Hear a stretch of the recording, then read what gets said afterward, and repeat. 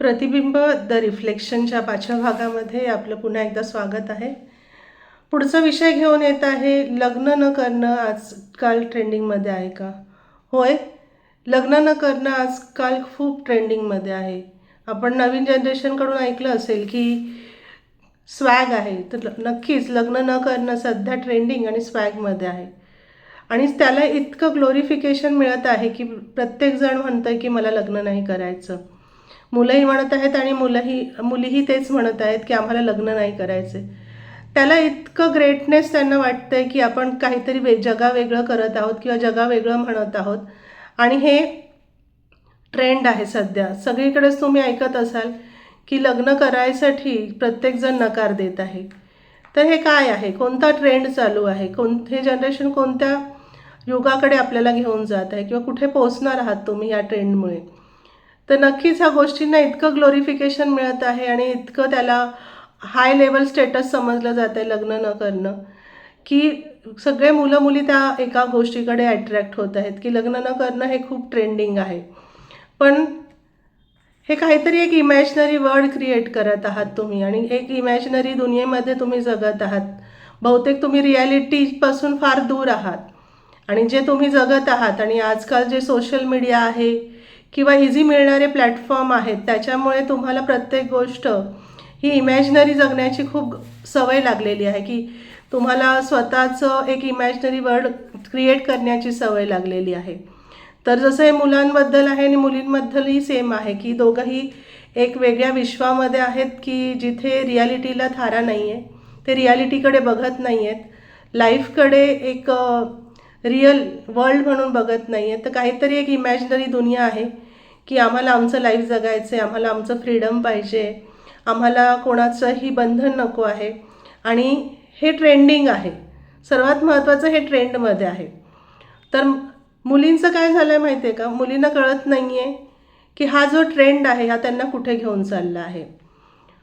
मुली जेव्हा लग्न करतात तेव्हा त्या एक बंधनामध्ये येतात आणि लोकांचं त्यांच्याकडे बघण्याचा दृष्टिकोन किंवा मध्ये जे इतर पुरुष आहेत हे त्यांच्याकडे जेव्हा बघतात ती त्यांची नजर वेगळी असते. पण जेव्हा एक मुलगी लग्नाच्या वयात असते आणि ती अनमॅरिड असते तेव्हा समाजातल्या पुरुषांची तिच्याकडे बघण्याची दृष्टी अगदी वेगळी असते. त्यांना ती असं वाटतं की ती सहज अवेलेबल गोष्ट आहे, मी सहज यांना मिळवू शकतो कारण ही अवेलेबल आहे, ही सिंगल आहे. आणि तसा तो प्रयत्न तुम्हाला कितीतरी पुरुषांनी केलेला जाणवत असेल. अगदी त्यांनी प्रयत्न नसेल केला तरी त्यांच्या नजरेमध्ये तुम्हाला खूपदा हे लक्षात आलं असेल, कारण बाई इतकी चाणाक्ष असते की ती पुरुषाची नजर सहज ओळखू शकते. तर तुम्ही स्वतःला खूप अवेलेबल केलेलं आहे की समाजाला जेव्हा एक सिंगल मुलगी किंवा एक लग्नाच्या वयातली मुलगी आणि ती सिंगल आहे, ती 30-35 आणि 40 मधली आहे, तर अनमॅरिड मुलांनाही आणि मॅरिड लोकांनाही असं वाटतं की ती सहज अवेलेबल आहे. तर तुम्ही सहज अवेलेबल स्वतःला करून घेतलेलं आहे. आणि जसं मध्ये पिक्चर आला होता सिंगल सलमा, तो इतका लोकांना आवडला आणि लोकांनी ॲप्रिशिएट केला की तिच्यासमोर 2 ऑप्शन होते पण तिने दोन्हीही निवडले नाहीत. आपण शेवट बघितलं असेल तर तिने दोघांनाही नकार दिला आणि ती म्हणाली की मला स्वतःचं सिंगल आयुष्य जगायचं आहे. तर खरंच मला प्रश्न पडतो की 2 प्रेम करणारे व्यक्ती त्याच्यामध्ये तुम्हाला चॉईस मिळाली होती आणि तुम्ही एकालाही निवडलं नाही तर स्वतःला निवडलं. खरंच स्वतःवर किती प्रेम करू शकतो आपण आणि किती दिवस आपण स्वतःवर प्रेम करू शकतो? खरंच ही काही संकल्पना आहे का की मी स्वतःवरच प्रेम करणार आणि मी स्वतः, कोणाची मला गरज नाही की इतरांनी माझ्यावर प्रेम करावं, मी स्वतःच ह्या जगामध्ये स्वतःवरच प्रेम करणार आणि मी सिंगल राहणार, मी लग्न नाही करणार? तर खरंच हे एक इमॅजिनरी वर्ल्ड आहे. असं काही एक्झिस्टिंग खूप आपल्याला बघायला मिळत नाही किंवा हे नॉर्मल नाही आहे. अगदी 5-7% लोक असे असतील की ते लग्न करत नाही, सिंगलच राहतात, कधीच ते लग्नाच्या बंधनात अडकत नाही. पण हे नॉर्मल नाही आहे. आपण म्हणतो ना प्रत्येक गोष्टीला एक्सेप्शन असतं, तर ह्या एक्सेप्शनल केस आहेत. आणि असं होत आहे की जसं मी आत्ताच म्हणाले की मुली जेव्हा लग्न करत नाहीत आणि तुम्ही लग्नाच्या वयामध्ये आहात, सिंगल आहात, तर पुरुषांना सहज वाटतं की तुम्ही अवेलेबल आहात. आणि याच्यामध्येच एक वयानंतर आपला काय म्हणतात लोनलीनेस किंवा एकटेपणा आणि जी पोकळी आपल्या स्वतःमध्ये निर्माण होते आणि त्याच्यामुळे एक्स्ट्रा मॅरिटल अफेअर्सला फार उधाण आलेलं आहे. दोन पद्धती बघायला मिळतात की एकदम लग्न न करणारे लोक आहेत आणि एक्स्ट्रा मॅरिटल अफेअर हे खूप वाढत आहेत. पुरुषांमध्ये आहेत तसे स्त्रियांमध्येही आहेत. आणि होत काय आहे की आपण न लग्न करणं याला फार ग्रेट समजत आहोत किंवा फार ग्लोरिफिकेशन देत आहोत. मग चुकतंय कुठे? खरंच हे समाजात होत आहे का? हा आपल्याला विचार करायचा आहे की खरंच माझ्या आजूबाजूला जेव्हा मी बघतोय किंवा आजूबाजूची जी परिस्थिती आहे ह्या वयातल्या मुलांची ती खरंच अशी आहे का? तर प्रत्येकाने हा विचार करणं गरजेचं आहे. आणि याच्यावर जसं प्रॉब्लेम आहे तर प्रॉब्लेमला सोल्युशन देखील आहे. तर मग हे कुठे चुकतंय? खरंच काही चुकतंय का? तर याच्यावर विचार करा. माझे विचार आवडत असतील तर नक्कीच लाईक करा, सबस्क्राईब करा आणि असे नवनवीन विचार ऐकण्यासाठी माझ्याबरोबर तुम्ही जुळून राहा.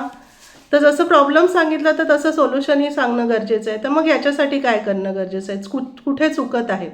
तर चुकतंय असं जसं एक गोष्ट सांगेन की सगळ्यांना माहिती आहे, अगदी परिचयाची सगळ्यांची आहे की एक रेष आपण फळ्यावर आखतो आणि आपण असं म्हणतो की ही रेष मी काढलेली आहे, हिला स्पर्श करायचा नाही किंवा हिला खोडायचंही नाही, पण हिला मोठं करून दाखवायचं आहे किंवा हिला छोटं करून दाखवायचं आहे.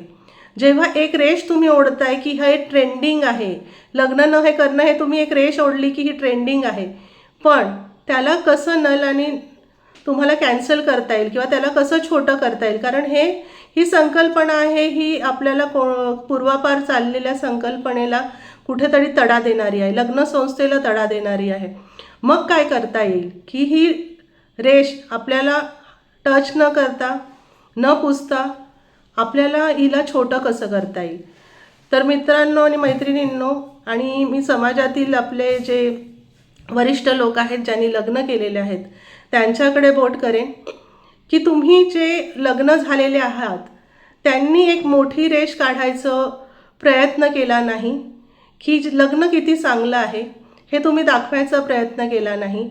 अगदी तुमच्याबरोबर मी म्हणेन मुलांचं उदाहरण घेईल की 100 मुलांमधले 80% मुलं लग्न केलेले असतील 35मधले, अगदी 20 जणच असतील जे लग्न केलेले नाहीत, पण ते 80% मुलं कुठेतरी लग्न किती चांगलं आहे, लग्नामध्ये किती सपोर्ट सिस्टम तुम्हाला निर्माण होते. आणि सर्वात महत्त्वाचं, जो अनमॅरिड मुलगा आहे त्याला सतत कानावर पडत असतं की अरे बायको कटकट करते, घरात कटकट चालू आहे, मुलं त्रास देतात, आणि असं ऐकून त्याला लग्न संस्थेची जी रेष तुम्हाला मोठी करायची तुम्ही स्वतः छोटी करत चालला आहात.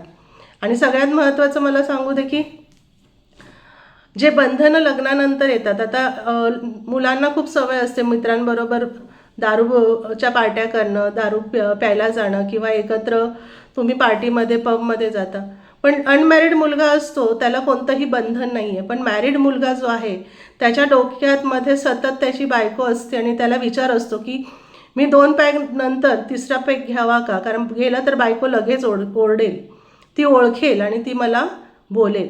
तर हा काय म्हणतात ना, प्रेम वजा धाक बायकोचा आलेला असतो आणि हा चांगला आहे, हे असलं पाहिजे. जे त्या अनमॅरिड मुलाच्या मनामध्ये ती शंकाही येणार नाही किंवा त्या मुलाला वाटेल की अरे 10 वाजले 11 वाजले, माझी बायको माझी वाट बघत आहे, कोणीतरी आहे जी माझी वाट बघत आहे आणि मला तिच्यासाठी घरी जायचं. पण ह्या सगळ्या गोष्टी, ह्या पॉझिटिव्ह गोष्टी तो कधीही अनमॅरिड मुलाला सांगत नाही आणि तो त्याला सांगायला जाण्याचा प्रयत्नही करत नाही, कारण तो म्हणतो ह्या सगळ्या अशा गोष्टी सांगितल्या तर जो अनमॅरिड आहे तो नाराज होईल आणि माझ्यापासून तुटला जाईल किंवा लांब जाईल. तर आपली रेष आपल्याला मोठं करणं गरजेचं आहे. ज्यांनी लग्न केलेले आहेत, लग्नामध्ये काय आनंद आहे, काय फायदे आहेत, तुमचं सपोर्ट सिस्टम आहे, भीतीवजा प्रेम आहे, ते ह्या लग्नातून तुम्हाला मिळत आहे. आणि नक्कीच हीच गरज आहे समाजाची की ज्यांनी लग्न केलेलं आहे, लग्न संस्थेमध्ये आहेत, त्यांनी आपली रेष मोठी करणं गरजेचं आहे. जसं लग्न न करणं हे ट्रेंडिंगमध्ये आहे आणि ग्लोरिफिकेशन त्याला मिळत आहे, तसंच लग्न झालेल्या मुलांनी लग्न किती ग्रेट आहेत आणि किती ग्लोरिफाईंग आहेत आणि किती तुम्हाला भरभरून सगळीकडून देणारं आहे, हे जोपर्यंत होत नाही आणि आपली ही लग्नाची रेष मोठी होत नाही तोपर्यंत लग्न संस्था ही आपल्याला टिकवणं आजच्या पिढीमध्ये कठीण झालेलं आहे. तर माझी सगळ्यांना आपल्याला हेच आहे की प्रत्येकाने ठरवायचं आहे खरंच हे असं आहे का. तुम्ही जगाकडे नजर आपली उघडायची आणि बघायचं आहे की मी जे बोलत आहे, मी जे सांगत आहे ते खरंच घडत आहे का.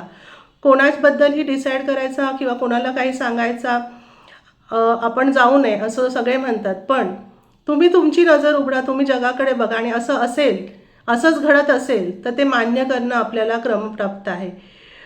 आता तुम्ही माझी ही सिरीज ऐकली, हा भाग 5वा होता. याच्या पुढेही असेच भाग आणि असेच विचार लग्नाबद्दलचे मी तुमच्यापर्यंत पोहोचवणार आहे. ह्या चॅनलला लाईक करा, सबस्क्राईब करा आणि नक्कीच तुमची कमेंट आमच्यापर्यंत पोहोचू दे की नवनवीन विषय आम्ही तुमच्यापर्यंत घेऊन येऊ. धन्यवाद.